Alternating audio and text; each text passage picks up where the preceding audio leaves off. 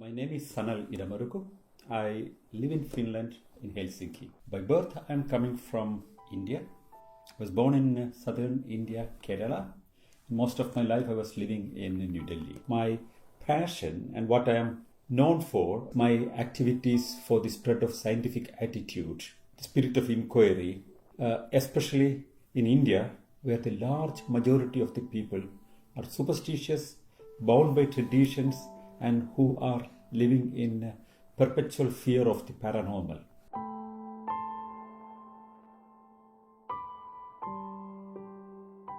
I know how deeply superstitious India is and how big a population and the influence of these kind of things. It's 1.4 billion people now. So I found the importance of educating the Indian population to help. It's not really education. I want to get them thinking for themselves. So Indians have a tendency to believe in miracles, no matter what religion it is.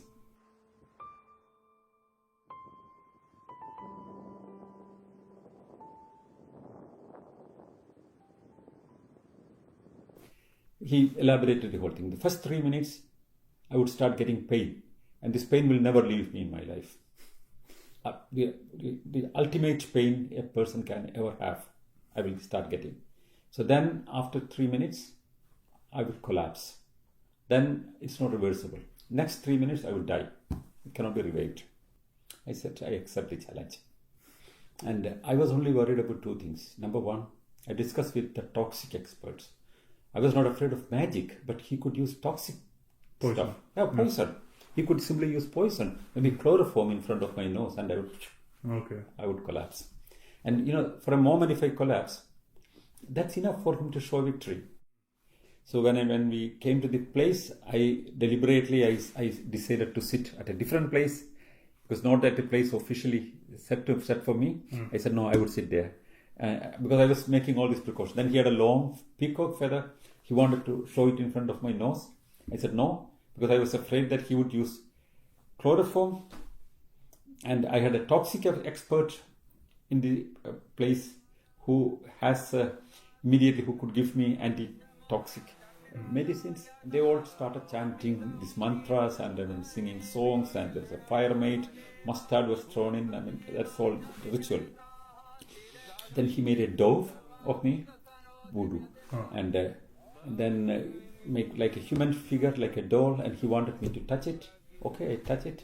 Then he cut it with a knife, so my internal organs should degenerate then. And then some blood kind of thing comes out because he put some color apparently, and comes out of that. He said it's all getting damaged. Fear, that's what he was trying to sell. If I was believing in, the power of black magic, I would die just because of fear, and I could get a heart attack. That kind of an atmosphere he made, all sound, and it was really high drama. Theater. Real theater he made. Finally, when everything collapsed, there was a countdown going, 10 minutes, 5 minutes, 1 minute, and it was all over. And all the journalists were hearing, and they all came to me, and I found him sitting in this little darkness. Because nobody cared for him at that time. Some televisions went to him, some journalists went to him and asked, what happened? Why did it? He said he has some protection powers, but he would die in 24 hours. Okay. The next 24 hours, some other journalist reached him, and he said 3 days he would die. By coincidence, if I had a heart attack, he would have made it. I was very careful not to make any accident or anything. Because he would claim success.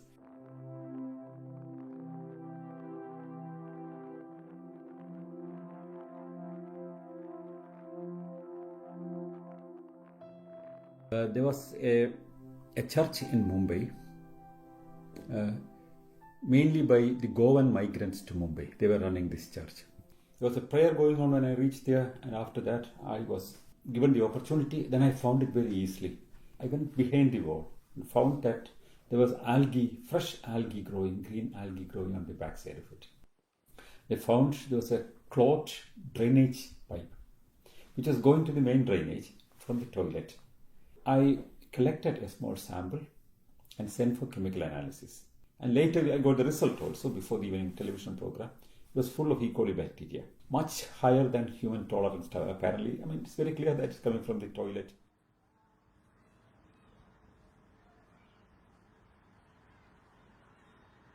The Bishop of Mumbai telephoned the television studio and said that the program should be stopped because it's very, of course it was convincing, because every day 1,000 people visited this church to see this miracle. I mean, the next day onwards, there was not a single person visiting this holy place. The miracle was over. It's simply over from that night. The channel refused to stop it, rather invited the bishop to join the discussion. The bishop came to the discussion. And then there was a debate between the bishop and me. And on the fundamentals of the miracle mongering, I said, I mean, the whole problem is the miracle mongering of the Catholic Church. Because they need 2 miracles for anybody to become a saint. And they have 10,000 saints, which means they have sanctioned 20,000 miracles. And the common Catholics would look for miracles naturally. He was furious and he left the program. And later when I came out, I could not come out. The church has brought a lot of people with sticks to attack me, and they were waiting outside.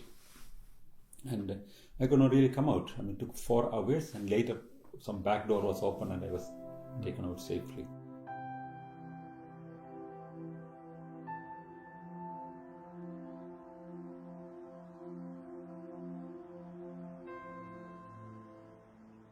The Finnish government cooperated. Of course, I got the visa very fast. They knew the situation and they helped me at that time. And I came to Helsinki, stayed for 2 weeks, went to Poland, had the lecture tour, and meantime, I knew the situation was very, very dangerous in India. I came with a return ticket, and the return ticket was extended and extended. Meantime, one of my colleagues in Maharashtra state was shot dead. So next 3 months, I cancelled my ticket then, because he was trying to, we are planning my return back, and he was one person in charge of my returning, and I mean, he was shot dead. He was on a morning walk, somebody on a motorbike came and shot him dead. 2-3 months later, another person who was a former vice chancellor, he was shot dead. I mean, he was our national leader. And another person, I mean, three top leaders of our organization were shot dead. So then I decided to stay on.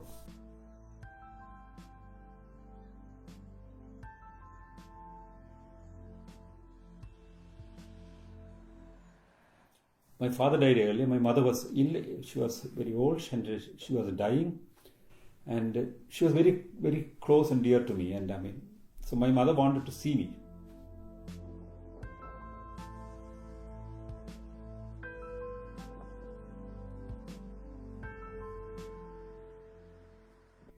It's a truce, a peace treaty for 4 days. They understand the language, I mean, what I wanted to say. So this guy said that, yes, I talked to the Archbishop and he agrees for that. We are very, very kind people, no problem. You make an apology, not this 4 days, but we can withdraw everything. But I have to make an apology for all I have done.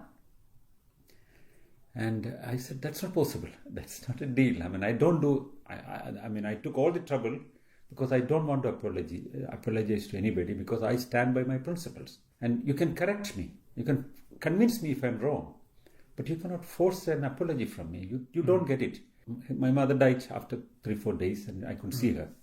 But she told my sister before dying, if he comes after apologizing to the Catholic Church, don't open the door for him. I don't want to see him. She was a very strong person.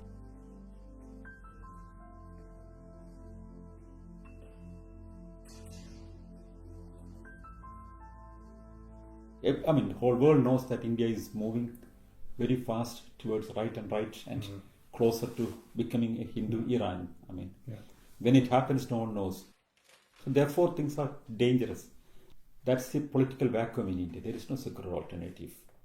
The centrist party, Congress, is getting weaker and weaker. So the other alternative is the left, and left is not acceptable in mainstream India. It's a small group only. So there is no secular alternative. Nobody spoke about secularism in the last election. No single political party spoke about the challenges to secularism in the last election. So where is secular alternative? When there is no secular alternative and everybody is trying to be more Hindu than the other, because thinking that that's the trend in the country, there's a potential danger of India slowly slipping towards a Hindu state.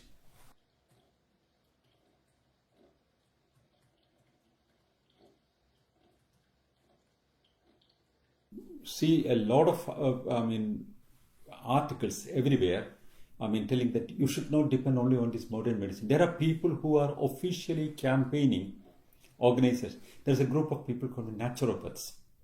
They believe that nature has a solution for everything. The virus is absolutely non-existing. There are people who speak about that publicly. This virus is a fake story. There is no virus. It's all for vaccine business.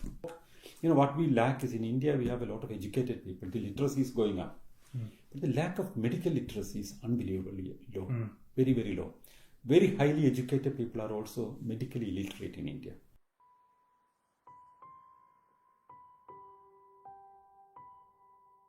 I have not gone to India, and I am living here, and I don't know when I will be able to go to India. Someday I would like to visit India, but it could be a death trap for me. That's what I'm afraid of. All my friends and everybody would suggest that if I go, they will use that opportunity to handle it.